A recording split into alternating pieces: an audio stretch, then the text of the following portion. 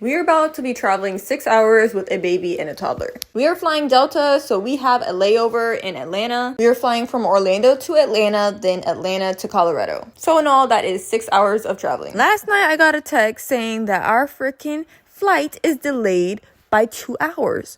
So you know what that means? Instead of us departing at 5:30, it says we're going to depart at 7:30 a.m., but then that means that we're not going to get to Atlanta until 9 something, and we actually depart at 9 something. So guess what? We're going to miss our connecting flight. Luckily though, since I did book through AMX Travel, I called them really fast. They actually just transferred us to a different flight going from Atlanta to Colorado, which actually turned out perfect because our arrival time in Colorado is now earlier than when it was. Since Ava's first travel with us, she's actually enjoyed the air train the most, going from one part of the airport to the other. Now, all I'm gonna say is you guys wouldn't believe it. Maybe some of you guys would.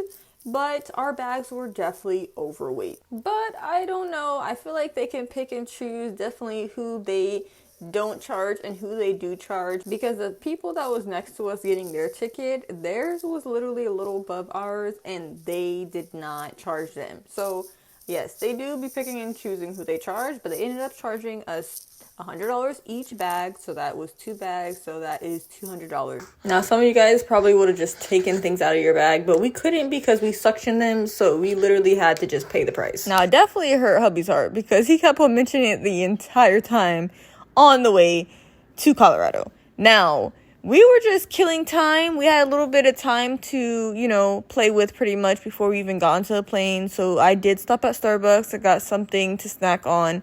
And then we finally got to board the plane. Now, this flight to Atlanta is only an hour and a half. And then we had the layover for about an hour and 45 minutes. So I'm not sure if Ava's going to end up going to sleep on the plane. Usually I try to get early flights because Ava will be knocked out because usually she's sleeping in general if we're home. But listen, we're going to see how this works. Amir already knocked out. That's just, with babies, they usually, well, at least for Amir, he's very chill and very calm for the most part. And he needs to sleep like Ava.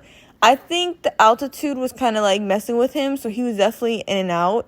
Ava knocked out for a little bit, but by the time she ended up actually knocking out, we actually had to get off the plane.